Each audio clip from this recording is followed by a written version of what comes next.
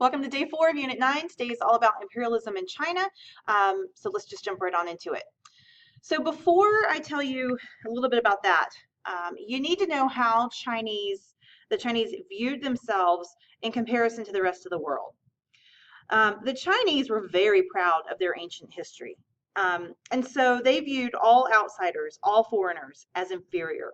They thought of themselves as superior, and they looked upon other outsiders negatively. Okay, if you think all the way back to Unit 1, when we started off the year talking about trade routes, you should remember that the Silk Road was once the only connection that that China had to the West. And remember, the Silk Road is the red lines there, okay, going from China connecting over to Europe.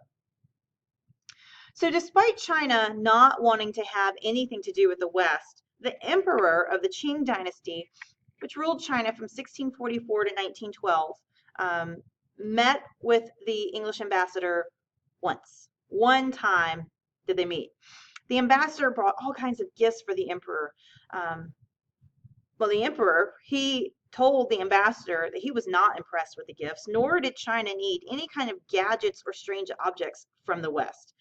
So he basically shut him down right then. Okay, so China began to practice a policy of isolationism. Okay, and isolationism is when it's a policy avoiding other countries, either politically or militarily.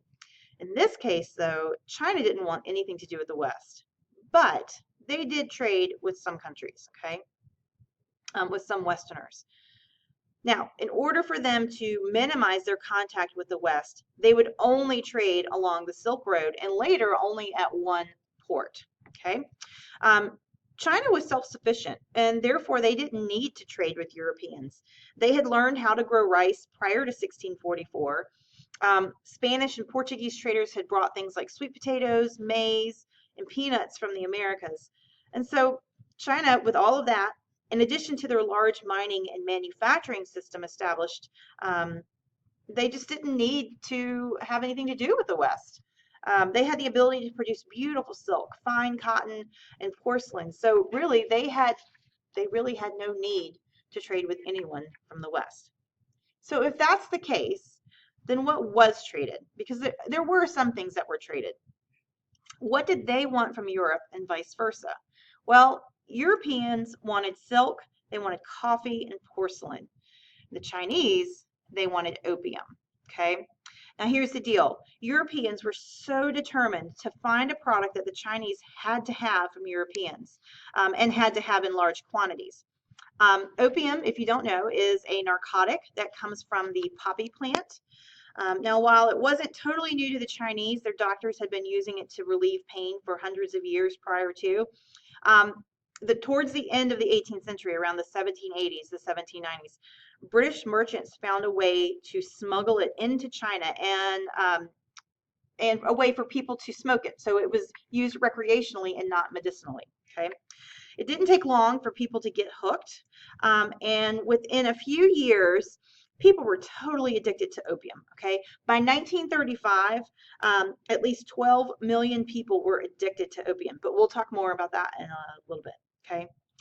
So over the 1600s to 1700s, things in China, it was a time of peace and prosperity, okay? Now the 1800s, that is a completely different story, okay? The 19th century was not a peaceful time and a prosperous time in China. Some of the problems that they were facing in the 1800s included overpopulation, famine, rebellion, corruption, and foreign intervention. But more importantly, this was a time of unrest, okay, from within China. So let's look at some of the wars and the different skirmishes and disagreements and that sort of thing that really impacted China at this time.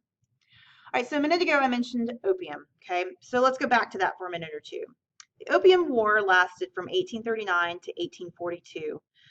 Because the Chinese had not been so interested in trading with Britain or anyone in the West for that matter, the emperor was not happy about so many Chinese being addicted to opium. Now, remember that there had been a very low demand for European goods, but a high demand for Chinese goods. So tea comes from China. The British loved their tea, okay? So they had to find a way. China didn't want to trade with them. So they had to find some way, they had to find something that the Chinese would want, the British had, that the Chinese would want and trade with them, okay? While China traded with Britain, it would only accept payment in silver. Well, England did not have a huge supply of silver, so it had to buy the silver, okay? So it was the strategy of the British to get the Chinese hooked on opium so that they would demand more European goods, not just the opium, but that they would demand more of the things that would come out of England, out of Great Britain, okay? So war breaks out. It was mostly battles that were fought on the seas, and because the Chinese did not have the advanced technology such as steam-powered gunboats like what the British had, their navy, their very outdated ships, they went down easily, very easily. And you can see in the background here, this is what one of the European ships looked like. This is what the Chinese were fighting with here, these boats here, okay? Very easy for them to shoot cannons and obviously destroy boats, all right? All right, so what were the outcomes? Well, of course, Britain won, and they continued to import opium. So because of this, China was forced to open up new ports and continue to trade with foreigners on a bigger scale now. Great Britain got control of Hong Kong, but what does that tell us about China? It tells us and the world what it said was that China was not strong enough to control their own trade. The Taiping Rebellion began in 1850 and it ended in 1864. This was a civil war within China. It was led by this man, Hung Xiu-Xuan, who claimed to be the brother of Jesus. He was determined to get rid of the Qing dynasty. He had recruited people to help him build a heavenly kingdom of great peace. Now, for a while, European countries stayed out of this civil war, okay? They didn't want to have anything to do with it. They were neutral and they did not get involved. But eventually, France and Great Britain, they do get involved. They're trying to protect their trade interests, and they end the rebellion. There was so much fighting going on that the people and land on both sides of the Civil War had been just completely destroyed and decimated. In the end, there were 25 million people that died during the Taiping Rebellion. There was massive destruction in China. So what does this say to the world? Okay, it says that China wasn't even able to control its own citizens. So issues facing China, they're not strong enough to control their own trade, and they're not even able to control their own citizens. The Sino-Japanese War occurred in 1894. Now, Japan and China had both wanted control of Korea. So here's Korea here, this peninsula, and China is here, Japan is here. They were fighting over who would have control of Korea.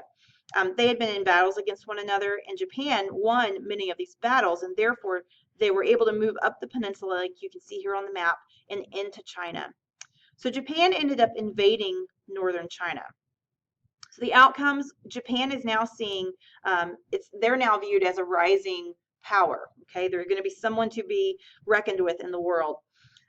Because Japan won the war, China had to give up some territory as well as pay money to reimburse Japan for the war. So what this says to the world is that China had a weak army and they could easily be defeated. China had no military presence in the world really at all. All right, spheres of influence. So this is a term that you should be familiar with since it's one of our vocab terms for this unit. But real quick, let's recap the things that the world knows about China. The world knows that they are too weak to control their own trade, that China's government can't control its citizens, and it had an exceptionally weak military. The conditions are perfect for other countries to take advantage of the situation and attack China. So as you can see from the map, several countries had control of trade in China. France, Germany, Russia, Great Britain, Italy, even Japan, they all were spheres of influence in China. Because the other countries control the trade, China lost money big time.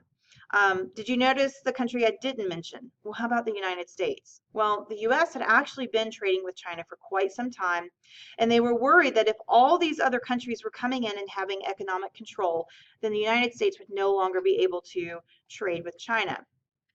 The U.S. proposed an open door policy, meaning that China was open to any nation for trade.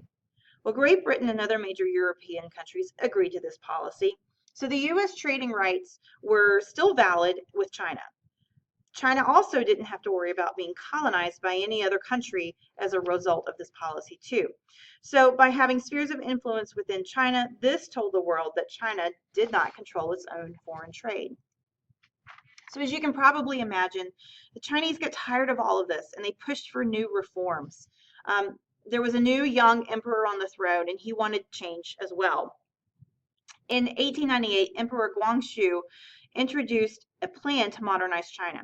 He wanted the educational system to be improved. He wanted to strengthen the economy, modernize the military, and streamline the government. But his plans went nowhere. No changes were made.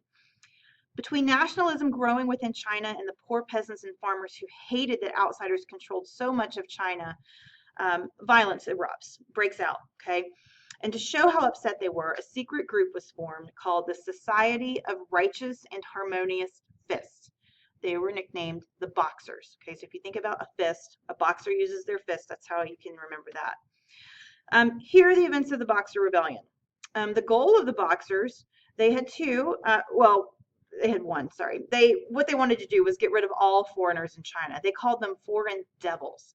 And in the spring of 1900, the Boxers attacked Beijing. Their cry was death to the foreign devils. They hated the missionaries that were there because the missionaries didn't have to follow Chinese rule. And the missionaries received special privileges.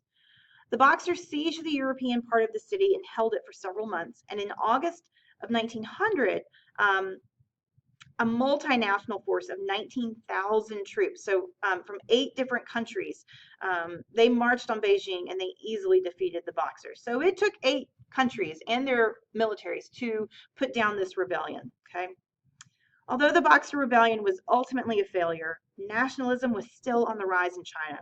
The Chinese people felt that their government needed to do a better job protecting them and become more responsive to its citizens' needs. The Qing dynasty begins to decline here, because Chinese officials had traveled the world for a year to see how countries like Great Britain, the United States, Germany, France, Italy, and Russia, how they ran their governments. In 1908, it was decided that by 1817, China would have a full constitutional government. So what does the Boxer Rebellion tell the world about China? That the Chinese government had no power, okay? So as nationalism continued to rise in China, a new group was formed called the Kuomintang. It was led by Sun Yat-sen, and the Kuomintang had 2 goals, okay? It wanted to establish civil liberties for Chinese citizens, as well as modernize China.